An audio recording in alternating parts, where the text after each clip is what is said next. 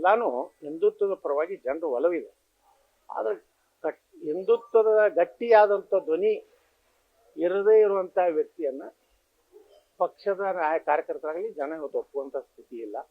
ಅದಕ್ಕೆ ಇದನ್ನೆಲ್ಲ ಸಮಗ್ರವಾಗಿ ಯಡಿಯೂರಪ್ಪನವ್ರ ಕುಟುಂಬದಿಂದ ಯಾವ ರೀತಿ ಪಕ್ಷದ ವ್ಯವಸ್ಥೆಯಲ್ಲಿ ಇವತ್ತು ಏನು ಅವ್ರದ್ದೇ ಆದಂಥ ಒಂದು ಟೀಮ್ ಮಾಡಿಕೊಂಡು ಒಳ್ಳೆ ಕಾರ್ಯಕರ್ತನ ತುಳಿ ಕೆಲಸ ಆಗಿದೆ. ಎಲ್ಲರ ಬಗ್ಗೆ ಸಮಗ್ರವಾಗಿ ಬರೆದಿದ್ದೇನೆ. ಎಲ್ಲ ಗಂಭೀರ ಪ್ರಕರಣಗಳೇನದ ಯಡಿಯೂರಪ್ಪನವರು ಮತ್ತು ಅವ್ರ ಕುಟುಂಬ ಬಗ್ಗೆ ಅದನ್ನೂ ಸಹ ಬರೆದಿದ್ದೇನೆ. ಹೊಂದಾಣಿಕೆ ಹೆಂಗಿದೆ ಅನ್ನೋದು ಬರೆದಿದ್ದೇನೆ. ಇದ್ರ ಮೇಲೆ ನಾನು ಹೇಳಿದ್ದಷ್ಟೇ, ನಾವು ತತ್ವ ಸಿದ್ಧಾಂತ ಮತ್ತು ಹಿಂದುತ್ವ ಕುಟುಂಬಶಾಹಿಯಿಂದ ಕಾಂಪ್ರಮೈಸ್ ಇಲ್ಲ.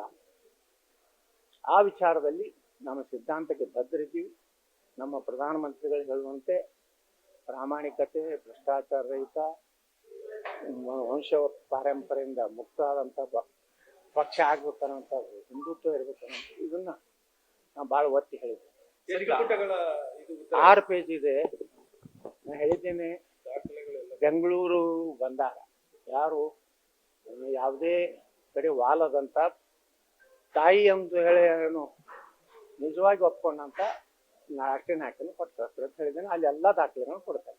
ಅವರು ಬಂದು ಸರಿಪಡಿಸ್ಬೇಕು. ಯಾಕಂದ್ರೆ ಏನಾಗಿದೆ, ಒಂದ್ ಸೈಡ್ ಕೇಳುವಂಥದ್ದಾಗಿದೆ. ಇಲ್ಲಿ ದಿಲ್ಲಿಗೆ ಯಾರಿಗೂ ಬರೋ ಧೈರ್ಯ ಇರಲಿಲ್ಲ. ಇಲ್ಲಿ ಯಾರು ಅಪಾಯಿಂಟ್ಮೆಂಟ್ ಕೊಡೋದಿಲ್ಲ ಅಂತ ಭಯ ಇತ್ತು.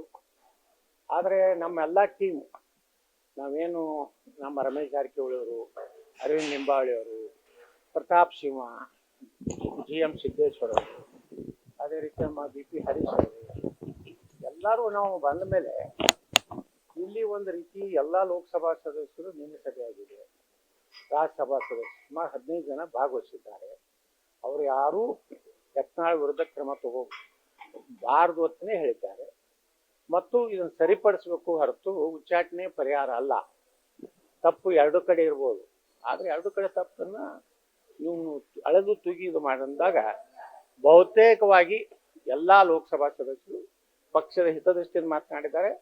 ಯಾವುದೇ ಒಂದು ಕುಟುಂಬದ ಪರವಾಗಿ ಯಾರು ಮಾತಾಡಿಲ್ಲ. ಸರ್, ಈಗ 6 ಪುಟಗಳ ಪತ್ರ ಏನಿದೆ ಅದನ್ನ ಕೊಡ್ಬೇಕಾ, ಕೊಟ್ಟಿದ್ದೀರಾ? ಈಗ ಹೋಗಿ ಕೊಡ್ತೇನೆ. ಬಟ್ ಅದ್ರ ಮ್ಯಾಗ ಪಾಯಿಂಟ್ ಟು ಪಾಯಿಂಟು ಮಾತಾಡ್ತೀನಿ. ಮತ್ತು ಅದಕ್ಕೆ ಬೇಕಾದಂಥ ನಾ ಏನು ಆರೋಪ ಮಾಡಿದ್ದೇನೆ ಇಲ್ಲಿವರೆಗೆ, ನಾ BJP ಮೇಲೆ ಆರೋಪ ಮಾಡಿಲ್ಲ.